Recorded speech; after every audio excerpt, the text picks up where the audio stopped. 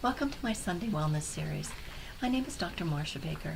I'm a licensed professional counselor, a licensed chemical dependency counselor, and advanced certified prevention specialist in the state of Texas. And I've been doing a substance wellness series for most of the summer, and I'm looking forward to joining with you today in our topic, which is on wellness in our bodies, our resources for wellness. I'm going to utilize an article from 2016 on the future of health promotion in the 21st century. It's a focus on our working population, and it was several researchers by Edgington, Schultz, Pitts, and Camilleri.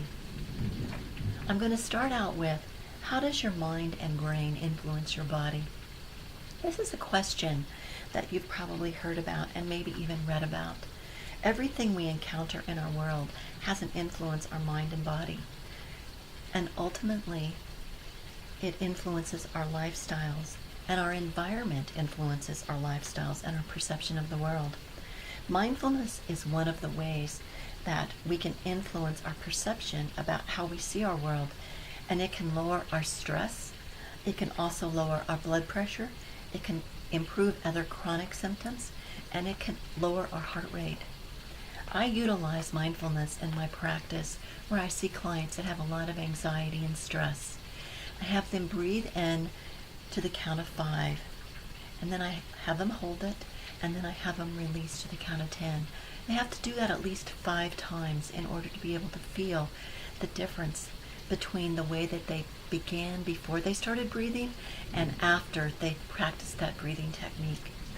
Just that small technique, if practiced daily, particularly if you start out your day with it, can begin to change the way your brain responds to your world. It can also help adjust your thinking and ultimately your body's response. I utilize this breathing technique whenever I get stressed in any situation that I might encounter. That could be in my car when I'm driving in a lot of traffic and I want to decrease my body's stress response, or it could be the first thing in the morning when I wake up and I know I've got a long day ahead of me. There's a lot of different techniques that can be utilized to begin to change the mind and the brain and the body's response. How does your body influence your mind and brain? That's the second question we're going to look at. So how does the kind of environment that you're living in ultimately influence the way we think and the way we feel? Our body's reactions to the food we eat. Have you ever overeaten at a meal and then you just feel kind of miserable? Or you've eaten the wrong kind of food at the wrong time and you're not being able to sleep at night? The sleep that we get, the environment that we live in, all have a large impact on our overall wellness. So if you've been raised in a very warm environment most of your life, and you move to a very cold environment, for the first several months that you live there, you actually may feel cold all the time. Your body's not adjusting. So it takes some time for our body to get used to it. If you moved at an older age, it may be that your body has a much longer time frame in order to adjust to that change of environment. How many people do you know that work in work sites that when they first go there, they really enjoy the work site, but then over time their body begins to react? They may be even able to start feeling palpitations before they go to work in the mornings because of the stress from that work site. I do this presentation a lot where I ask people to hold up their hands when they've worked in work sites which have been very stressful and they've had to leave. Many people hold up their hand. So the way that we respond to the places that we live, or the places that we have to work, or the places that we go to school have an impact on us and the way that we feel. This is an interesting one. There is a new way that we're beginning to look at cognition. It's called embodied cognition, which is our body and the way that we process how we feel. So our posture, our facial expressions, the way we give out energy, and the way other people's energy influences us has a lot to do with what we call embodied cognition. And that's how we express ourselves to the world around us. That means that a lot of the way that we hold our bodies, either where we feel confident and we hold our bodies in confident postures. Or we slump over our shoulders and we hold our postures in more delayed postures where we feel that we have the world on our shoulders. So you're probably wondering, what does this all mean? Well, the way that I described, if we walk around confident and we walk around with a smile on our face, how does that look to others? And how do others respond to that when they see us? Or if they see us all sad and slumped over, and how does that look to others and the way that they see us? And then the way that they react to us? That has a large impact on our daily lives. If we were to look at ourselves and smile in the mirror, how do you feel? Does it make you laugh?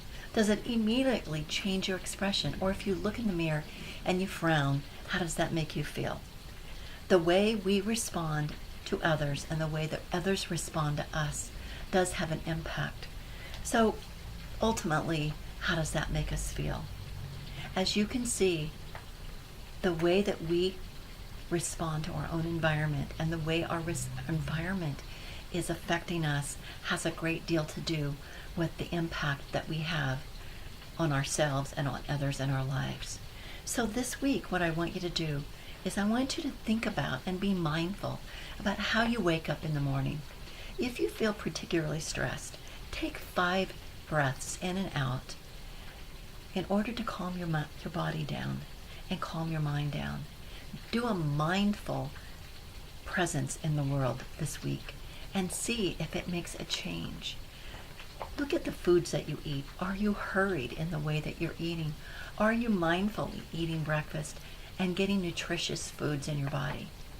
And are you mindfully making sure that you're getting enough sleep every day and going to bed on time and getting up refreshed? Are you exercising? Are you doing mindful exercise where you're moving your body in intentional ways that you enjoy or that you know that your body needs? I want you to think about that this week and think about how that's impacting your world and make a conscious effort to do some changes to your body and mind and to your mind and your body and see if that changes the way that you view your world and that how others are treating you. Again, my name is Dr. Marcia Baker. I hope you enjoyed our talk today about wellness and using our own body's resources. I work at the Woodlands Behavioral Health and Wellness here in the Woodlands, Texas. Give me a call there or call me 713-492-4131 to make an appointment if you need some more additional discussion about these topics. And enjoy your week, and I'm hoping that what I've talked with you about helps you. Next week, I'll be doing another Sunday Wellness. Have a great week, and I hope to see you next Sunday. Thank you.